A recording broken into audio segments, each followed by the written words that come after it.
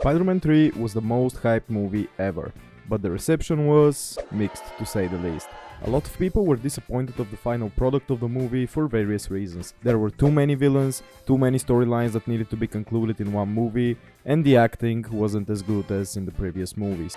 They love me. The general consensus was that it was a mess. Still love that scene, by the way. The game though looked promising. It was going to be the first Spider-Man game released on the next-gen consoles. The screenshots, the trailers, it looked just like in the movie. Look at the graphics, it looks amazing compared to the last game. Yeah, it was good until you actually get to play it. Parker! That's the third call I got about giant lizards running amok in Gramercy Park. Giant lizards! I mean, look at his face, he just looks demonic. In recent years, people have grown to actually enjoy the movie and give its flowers. Peonies. The game, however, is a totally different story. Today, we'll take a look back at one of the most hyped games at the time and the mess that is Spider-Man 3.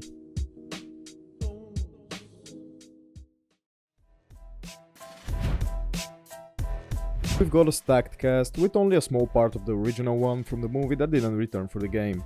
Tobey Maguire returns as Peter Parker, James Franco as Harry Osborn / New Goblin, Topher Grace as Eddie Brock / Venom, Thomas Hayden Church as Flint Marko / Sandman, and J.K. Simmons as J. Jonah Jameson. And of course, I almost forgot, Bruce Campbell is back for the tutorial. The performance by the crew is fine, Tobey sounds better than the previous games in my opinion. So Harry still won't talk to you?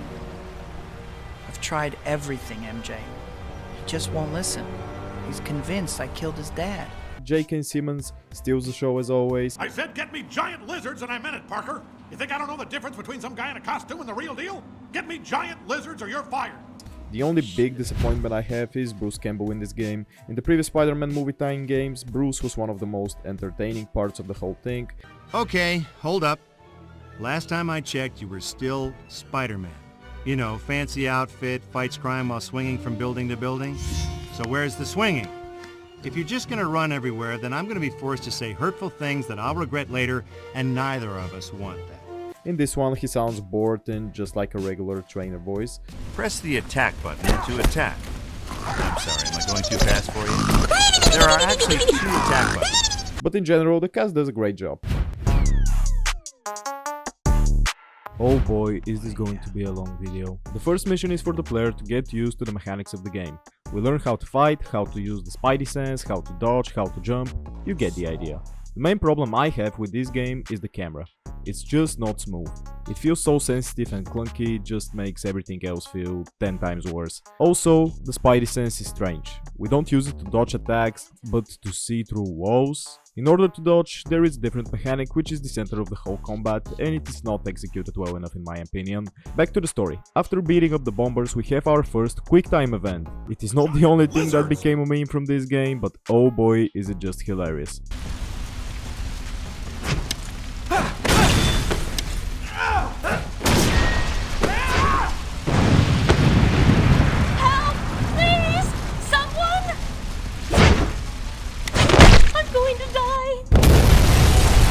After we save this lady, we are introduced to the supposed main characters. I'll explain why I said supposed in a second. And we also see the symbiote. Also, these gangs. I'm not going to speak about the side missions too much, I want to summarize the main story.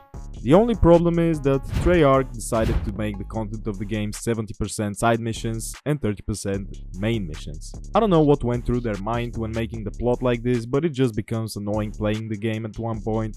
You want to see the development of the Harry story, the Lizard story, the Sandman, to finally get the symbiote suit, but you have to play all of these side missions before. Anyway, we learn how to swing next, and I must say the only thing that makes the swinging not as enjoyable as the one in the previous game is the camera.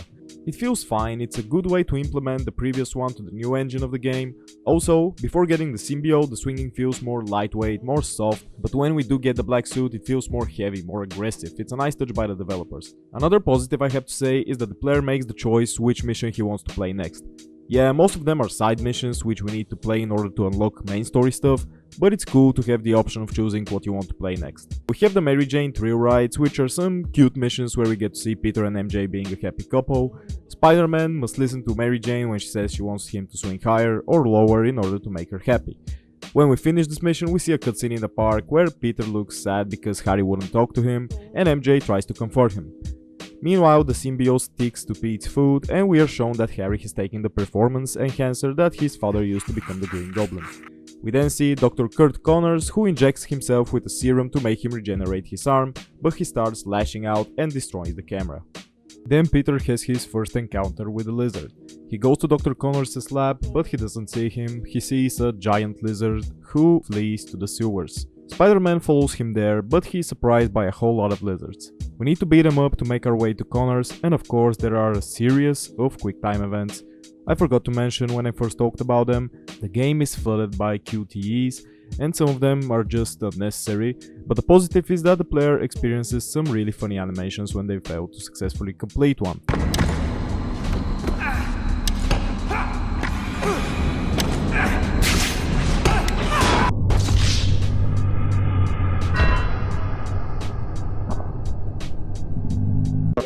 Also, a cool element in my opinion is that there are some unexpected QuickTime events in the sewers. Again, a nice idea by the developers. We finally get to this room and the lizard.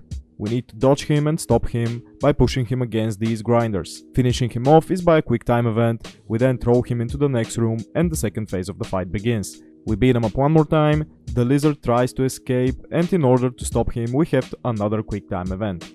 He fails to escape, but to only fall deeper into the sewers, to which Spider-Man has to come back later in the game. The next mission is the new Goblin fight. Peter gets jumped in public by Harry. It's very similar to the movie scene and it is done well in my opinion. It's cinematic, it's hard, it's a great way to replicate it into the game. We have to complete all of these QuickTime events in order to escape the glider.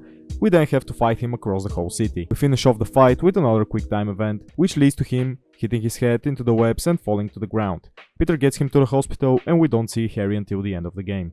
It's time for the symbiote suit.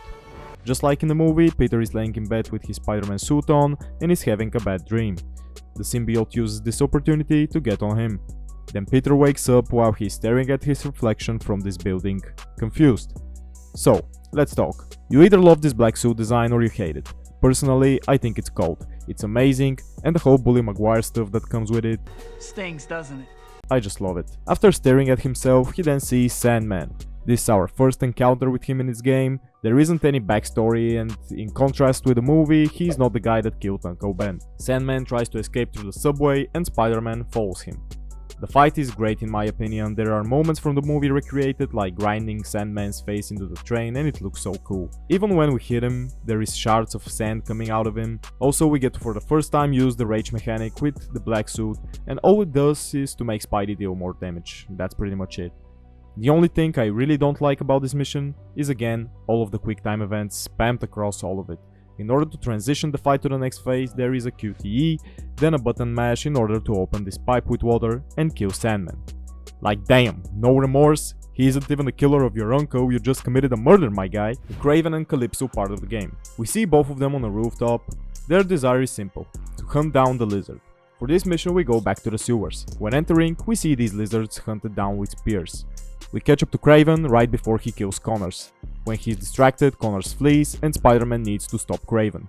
In this battle, the hunter uses different animal abilities when taking potions. Spidey beats him up and we go to another room where we finish off the battle. But this time Kraven can become invisible and also we have to fight these lizards. While we fight him, Calypso makes the lizard into a giant monster lizard, and now it is the final lizard battle where we have to grab him by the tail to smash him into these generators, then deal the necessary damage. Peter throws the lizard into the wall and right on the subway tracks, and he gets electrocuted. Lizard reverts to his human form and we finally see him as Kurt Connors again, but Peter is concerned about what is happening with him. Nightmare's over. What's happening to me? Up next is another movie plot story. Peter goes to the Bugle and Jameson has a challenge for him and Eddie Brock. Whoever gets a picture of Spider-Man committing a crime gets a staff job. Peter follows Brock as Spider-Man and sees that Eddie is trying to fabricate the whole thing. Spidey then drops down and punches him.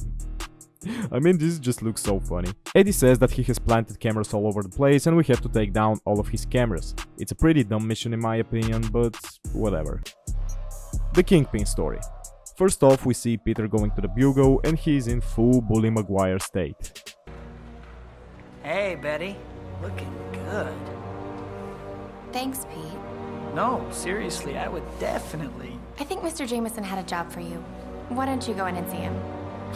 You're lost, babe.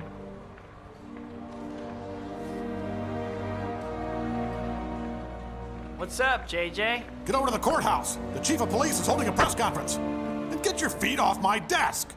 What's the magic word? Now! I was thinking please, but whatever. Jameson asks us to go to the courtroom and get some photos for the paper of the gang members that got arrested. When we exit, we see Fisk, who has plotted something. He points down and the gang members jump to break their leaders free. The whole mission is to fight all of the gangs at once. Then we break into Fisk's home and we beat up some more thugs. Eventually we get to the Kingpin and fight him, which was a nice boss battle. I love the Kingpin as a villain and this game does a great job in portraying him in my opinion. He then beats us up real good and now there are all of the gang leaders and we have to fight them all at once. After that there is the final Fisk showdown. In the end, after another quick time event, Spidey just throws him out of the window. Peter's now got two bodies, goddamn. We then get to witness Bully Maguire in the zone. You've hardly said 3 words all night. Is everything alright? I figured you were talking enough for both of us. Peter, what's gotten into you lately? Nothing that's stopping your gums from flapping wouldn't solve.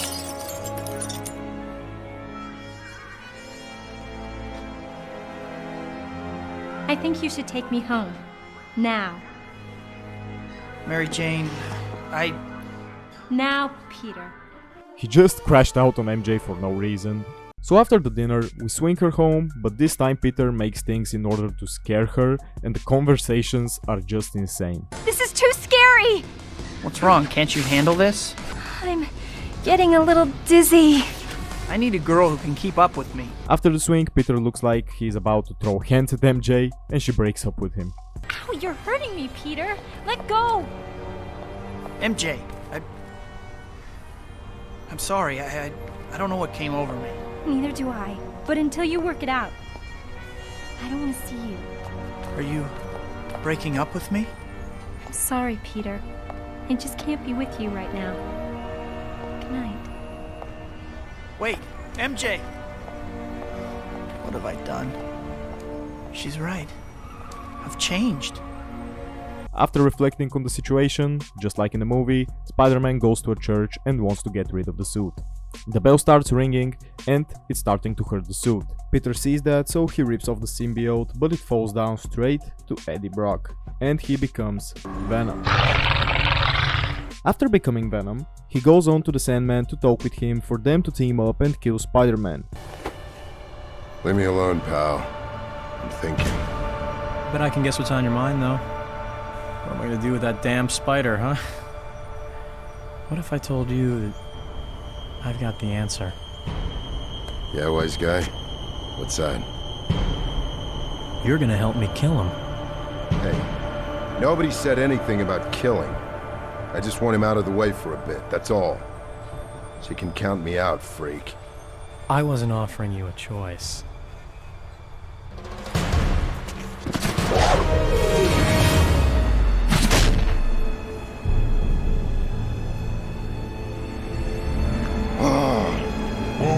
Whoa, let's watch your temper here. There's children present. Penny! Daddy, I'm scared. Help me. Isn't this sweet? Just like in the movies. What do you want from me, you freak? Freak? I'm the freak. Have you looked in a mirror lately?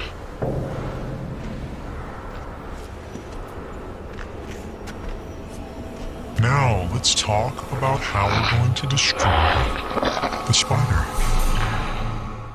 This part is written better in the game than the film, period. It is time for the final showdown. Peter is watching TV and he sees on a news channel that Sandman and Venom have taken MJ hostage. Venom has written a message for Spider-Man and Spidey goes to save Mary Jane. We encounter Venom first and we fight him, but mid-battle he uses the rage ability which we had when we were in the symbiote suit. In order to beat him, we use the metal stashes nearby to make a ton of noise and make Venom vulnerable, and slap him up when we can. After doing enough damage, we finally see Harry for the first time, since we took him to the hospital. He's watching the news and just decides to help us without any context as to why, what happened to him, nothing. We then get to play as the new Goblin. It was a really cool addition, I must say, but to get used to the controls needed more time than the one that the game gave us. Even the time isn't enough for Bruce Campbell to tell us everything we need. I mean, it's the last mission for God's sake. Anyway, Harry gets to the construction site and tells Peter he'll handle the Sandman. We need to throw bombs at him, and there are a lot of quick time events. I can legit barely see what's happening in the scene if I want to be successful in them. It's so undercooked, man. After this BS, we need to use a water hydrant to make Sandman wet. When he is wet enough, we have to throw more bombs at him. When we finally do enough damage, Sandman becomes a tornado and we have more quick time events in order to end him for good. Then we resume the fight with Venom, more quick time events, and he just falls to these spikes and dies.